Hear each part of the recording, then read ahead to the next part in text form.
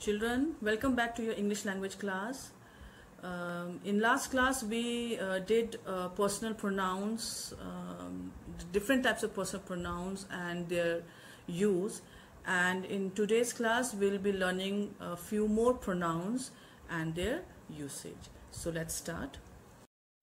Second kind of pronoun is possessive pronouns. Now possessive pronouns are used to show possession.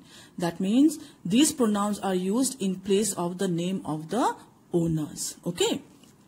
Now here also, depending upon the first person, second person and third person, different possessive pronouns are used. When the owner is the first person and is only one, then mine is used as a pronoun.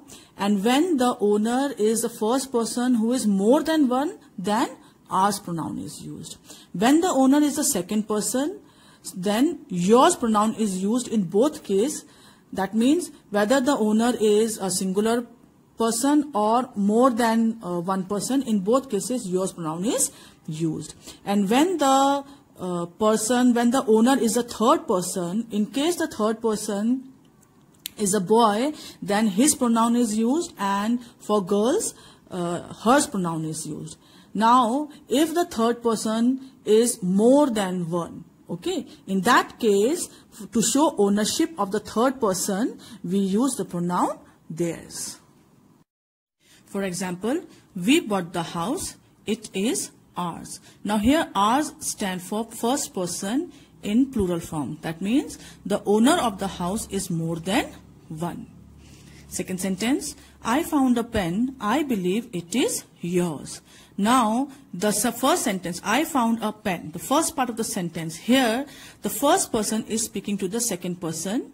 So here yours stand for the second person. The second person is the owner of the pen. Third sentence, the doll belongs to Vibhi. Now here Vibhi is the third person the speaker is talking about. So it is hers. Here hers stands for Vibhi because she is the owner of the doll. Fourth sentence, the book you took was mine. Now the book you took was mine. This sentence is spoken by the first person, and that is why mine here tells that the first person is the owner of the book. The third type of pronoun is reflexive pronouns. Now reflexive pronouns are used when the action reflects or turns back on the subject. In other words, when the doer and the receiver of an action is the subject itself, right? Now we have already done personal pronouns. I, you, he, she, it. These are all personal pronouns which we use when we are talking about a singular noun. Now each of these personal pronouns have their own reflexive pronouns. If in a sentence the subject or the doer is I, then reflexive pronoun will be myself. If the doer, in place of the doer we have you as you personal pronoun, then reflexive pronoun will be yourself.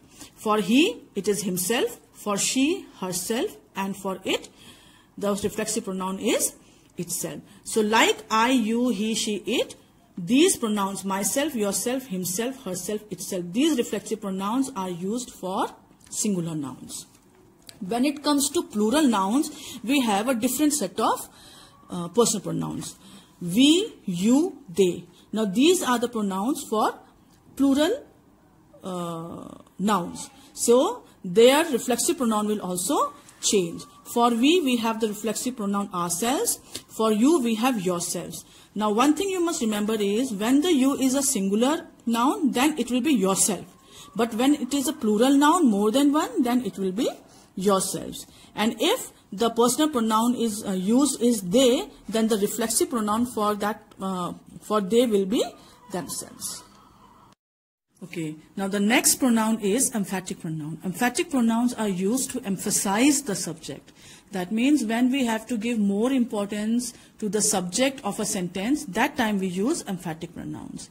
Now, emphatic pronouns are the same words which are known, same pronouns which are used as reflexive pronouns like myself, yourself, ourselves.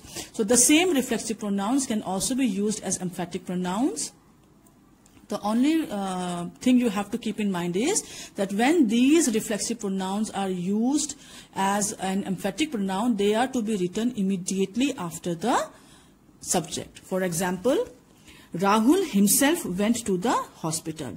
Now here in this sentence the subject is Rahul and we want to give more importance to Rahul. So we have written himself immediately after Rahul. Similarly, the children themselves decorated their class. Now children is plural. Okay, and the reflexive pronoun for the third person is themselves. So we have written themselves immediately after children to give more importance to them. The fifth kind of pronoun is indefinite pronouns.